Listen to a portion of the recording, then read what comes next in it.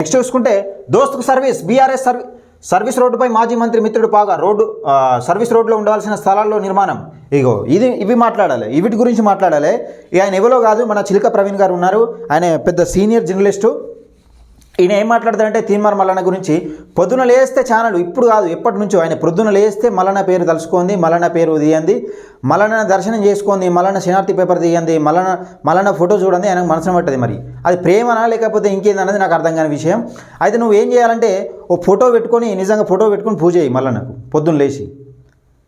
మల్లన్న ఇదివరకే చెప్పిండు, మీ బతుకులు నేను మాట్లాడేంత బతుకులు కాదని నేను నోరు తెరిస్తే మీ బ్రతుకులు ఎక్కడ ఉంటాయో తెలుసా అని చెప్పిండు.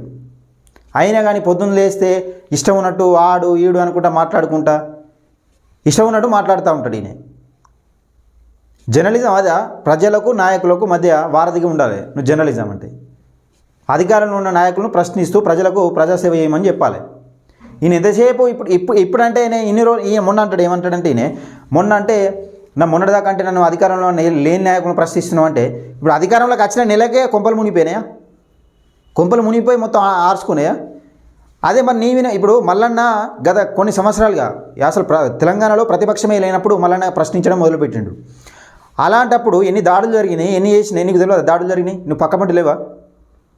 ఎందుకు అట్లా మాట్లాడుతున్నావు? అన్నీ ప్రజలను మభ్యపెట్టి ఏదో ప్రజలను భయభ్రాంతులకు గురి చేసే మాటలు మాట్లాడుతాను నీ వ్యక్తిగత కక్షల కోసం.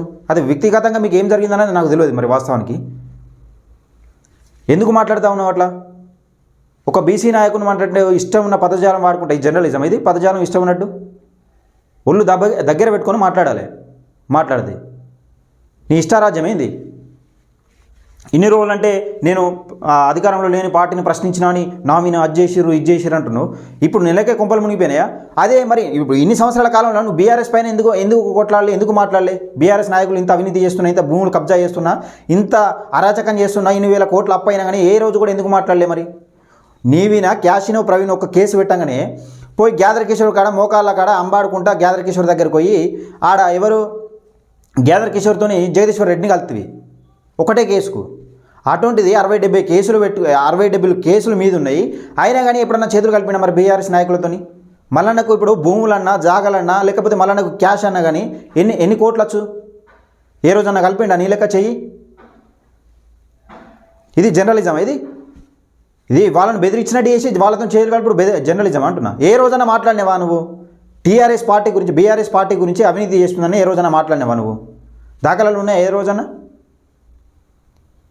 ఎందుకో అంటే ఒక వ్యక్తి ప్రజల కోసం కొట్లాడితే నీకు అంత కళ్ళు ఓర్వలేకపోతున్నాయా? మీరు కొట్లాడురి. అరే ఒక సామాన్యం పట్టుకొని ప్రశ్నించుడేంది? నాకు అర్థం కాదు. అధికారంలో ఉన్న వ్యక్తిని ప్రశ్నించు. అది జర్నలిజం, అది ధైర్యవంతులు అంటారు. ప్రజల కోసం కొట్లాడు. ఒక్క కేసు కాగానే మోకాళ్ళ విని అంబాడుకుంటా పోయి గ్యాదర్ కిషోర్ దగ్గరకు పోతివి.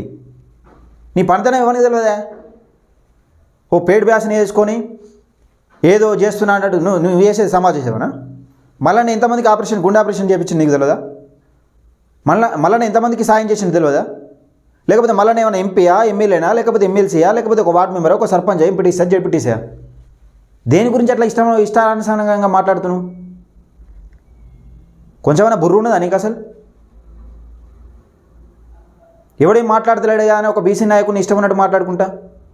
నీకు చేతనైతే అధికారంలో ఉన్న పార్టీని ప్రశ్నించు.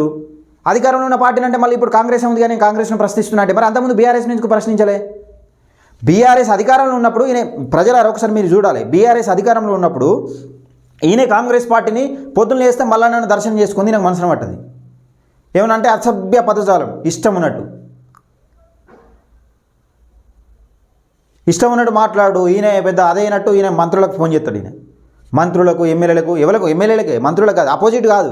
దమ్ముంటే నువ్వు బీఆర్ఎస్ నాయకులను ఒకసారి ప్రశ్నించు. ఇంత అవినీతి ఎట్లా జరిగింది, కాళేశ్వరం ప్రాజెక్టు ఎట్లా కూల్చిరు, నీ దళిత బంధు ఎందుకు ఇవ్వలే, నువ్వు దళిత బంధుకు 3 ఎకరాలు ఎందుకు ఇవ్వలేదు, దళితులకు ఇంటికో ఉద్యోగం ఎటువైంది, దళితులకు 3 ఎకరాల భూమి ఎటువైంది, ఇంటికో ఉద్యోగం ఎటువైంది, దళితులు సీఎం ఎందుకు ఇవ్వలేదు, దళితులకు సీట్లు ఎందుకు ఇవ్వలేదు, తాటికొండ రాజయ్య ఉప ముఖ్యమంత్రి ఎందుకు తీసేసినావు అని అడుగు. అది అడగ చాత కాదు. ఏమున్నావు డ్రామాలు ఆడుకుంటా. ఈయన బీఎస్పీ పార్టీలకు పోతాను 3 సార్లు ఆర్ఎస్ ప్రవీణ్ కుమార్ సార్ దగ్గరికి పోతే ఇది నిజం, ఇది తెలుసుకోవాలి జనాలు, ఇది ప్రజలు తెలుసుకోవాలి. 3 సార్లు ఎందుకు రిజెక్ట్ చేసిండు మరి ఆర్ఎస్ ప్రవీణ్ కుమార్ సార్ నిన్ను? 3 సార్లు ఈయన ఆర్ఎస్ ప్రవీణ్ కుమార్ సార్ దగ్గరికి పోతే 3 సార్లు రిజెక్ట్ చేసిండు. ఎందుకు దూరం పెట్టిండు మరి? నువ్వు మంచోనివే కదా, ఇప్పుడు నువ్వు మంచోనివే, సరే మల్లన్ననే మంచోడు కాదు, నువ్వు మంచోడు అనుకుందాం. మరి ఆర్ఎస్ ప్రవీణ్ కుమార్ సార్ నిన్ను ఎందుకు దూరం పెట్టిండు 3 సార్లు? ఈయన ఏమంటాడు, ఇంకా ఈ ఒక మిత్రుడు మన ఆఫీస్లోకి వచ్చి మాట్లాడిండు.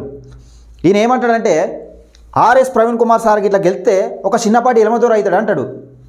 మనం కూడా చిన్నపాటి ఎలమదూరలేము కదా, చిన్నపాటి ఎలమదూరనే అవుతాడు అంటాడు. ఇది ఆయన ఉన్న నీతి. తోముతారు ఎవడో ఒకటి, నేను పక్కా తోముతాడు. ప్రజల కోసం పనిచేయి, నిస్వార్థంగా ప్రజల కోసం పనిచేయి, లేకపోతే ప్రజల కోసం పనిచేస్తున్న నాయకులను అలా జోలికోకు వాళ్ళకు, లేకపోతే నువ్వన్నా పని చేయి, లేకపోతే నువ్వు చేసేటోళ్ళకన్నా సపోర్ట్ చేయి. నీకు సపోర్ట్ నువ్వేం పెద్ద అది కాదు, నువ్వు సపోర్ట్ చేస్తే వాళ్ళు చేస్తాను, కానీ నువ్వు కనీసం నీ బాధ్యతనన్నా నెరవేర్చు. జర్నలిజం అంటే తెలుసుకో. జర్నలిజం అంటే పొద్దున్న లేచి ఏదో స్క్రీన్ పెట్టుకొని అది ఇది అటు ఇడు వాడు వీడు ఈ లాంగ్వేజ్ నువ్వు వాడేది.